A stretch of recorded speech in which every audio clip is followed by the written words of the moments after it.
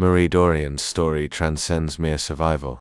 It embodies a profound narrative of courage, resilience, and the complex fabric of early American life, particularly for women who often remain unrecognized for their critical roles in shaping history.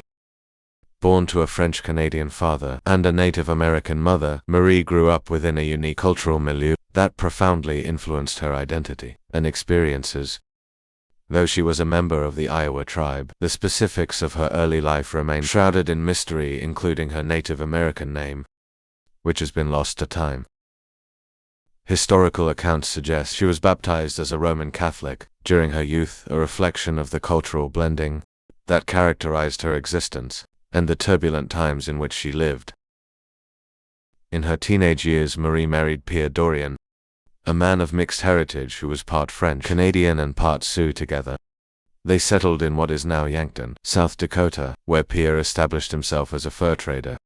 Unlike many women of her era, who were typically confined to domestic roles, Marie actively participated in her husband's endeavors, accompanying him on trading routes that spanned what would eventually become the states of Missouri, Nebraska, Iowa, North and South Dakota, and Arkansas.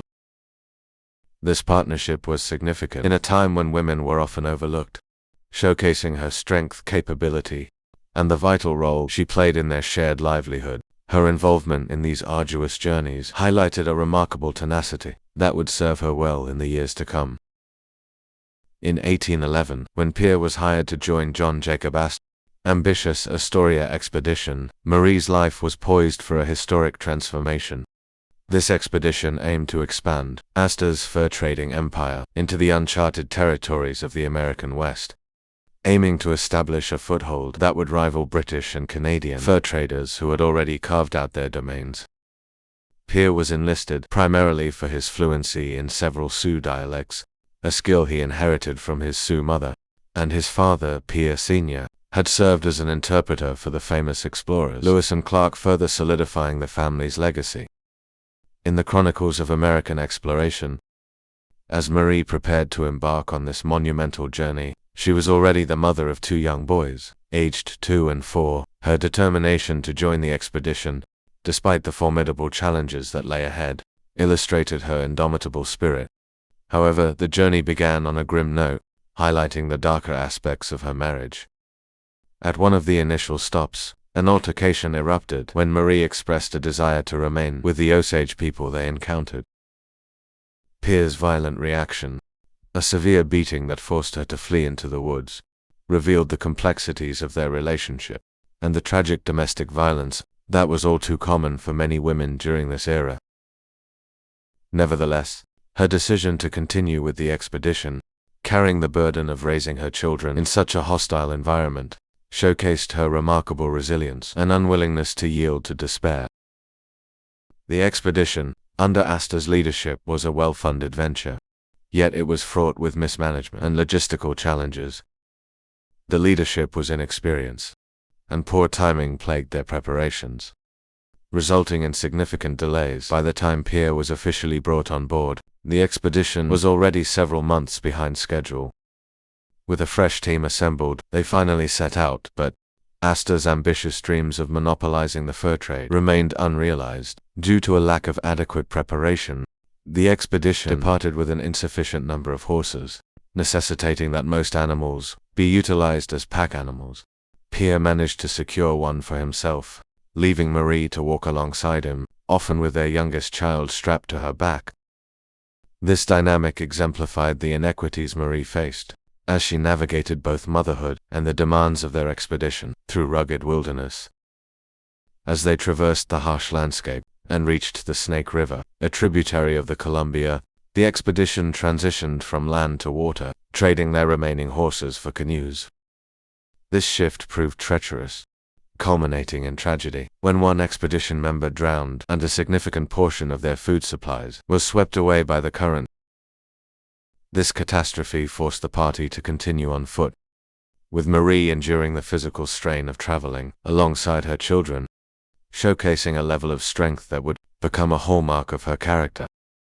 Despite her burdens, she kept pace with the rest of the group, maintaining a stoic demeanor even when her own needs were not met. Eventually, Pierre was able to procure a horse for Marie, allowing her a brief respite from the grueling trek. Remarkably, Marie was also 8 months pregnant at this time, a fact that underscores her tenacity. It is likely that she did not initially realize her condition when they set out. But as the journey progressed, turning back was no longer an option. As December approached, she gave birth to her third child, a significant event that unfolded in the inhospitable wilderness. The hardships faced by the expedition were reflected in the desperate circumstances of the group, as they contemplated the unthinkable, slaughtering her horse for food. In a moment of compassion, they ultimately voted against it, allowing Marie to keep her means of transportation for a while longer. The birth of her child amidst such extreme hardships was both a triumph and a tragedy. Unfortunately, the infant born in such dire conditions would only survive for 3 months, after encountering a group of Umutila women in the Grand Ronde Valley who provided nurturing support. In an effort to care for both Marie and her ailing child, Marie's strength was once again put to the test. While she recovered, the infant did not, marking a profound loss in Marie's tumultuous journey.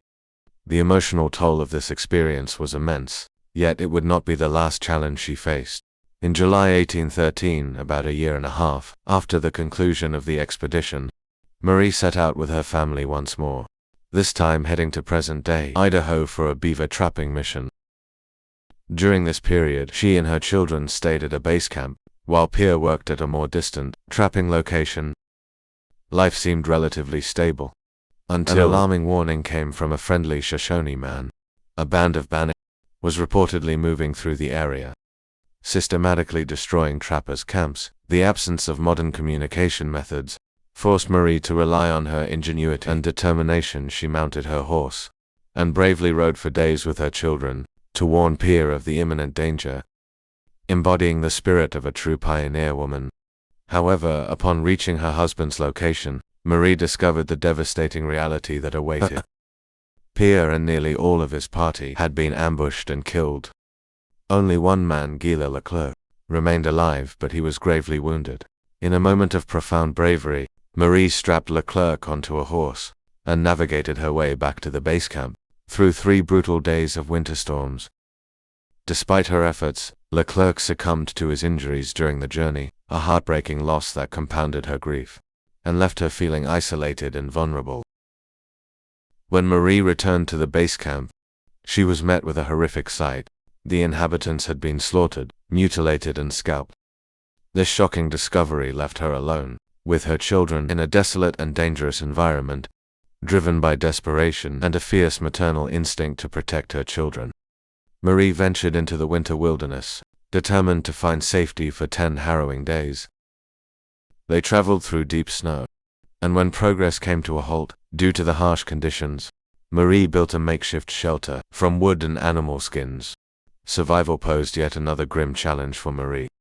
With food supplies quickly dwindling, she faced the unthinkable decision to kill their 2 horses, rationing the meat to sustain her family for an incredible 53 long days. As spring arrived, she and her children resumed their journey on foot. Just as they thought relief was within reach, they were caught in a sudden blizzard, compounding their struggles. With her children's feet bloodied and their strength fading, the situation seemed dire.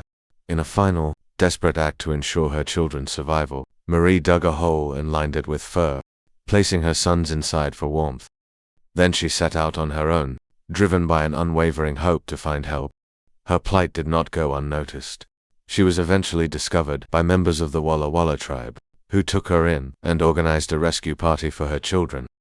After a harrowing ordeal, Marie was finally reunited with a group from Fort Okan, which relocated her and her children to safety, a bittersweet ending to a tumultuous journey. After the tragic loss of Pierre, Marie's resilience shone through once again. She remarried twice, first to Louis Joseph Vanur, with whom she had a daughter. However, Vania was later murdered, a harsh reminder of the dangers that lurked in the rugged frontier life. Yet, as the saying goes, the third time's a charm. Marie found love again with Jean-Baptiste Toup, and together they had 2 more children. They settled near St. Louis, Oregon, on the French Prairie, where Marie earned the affectionate nickname Madame Iowa. This new chapter in her life marked a period of relative stability, a stark contrast to the relentless challenges of her earlier years. Marie Dorian's life was not just about her survival, it was about the legacy of strength she left behind. She lived into her early 60s, passing away on September 5, 1850. Her grave is located just outside St. Louis Catholic Church in Oregon, a resting place that honors her remarkable journey and the trials she faced today. A plaque in the Blue Mountains commemorates her extraordinary life and the immense challenges she overcame, reminding us of the untold stories of women who shaped the course of history through sheer resilience and tenacity.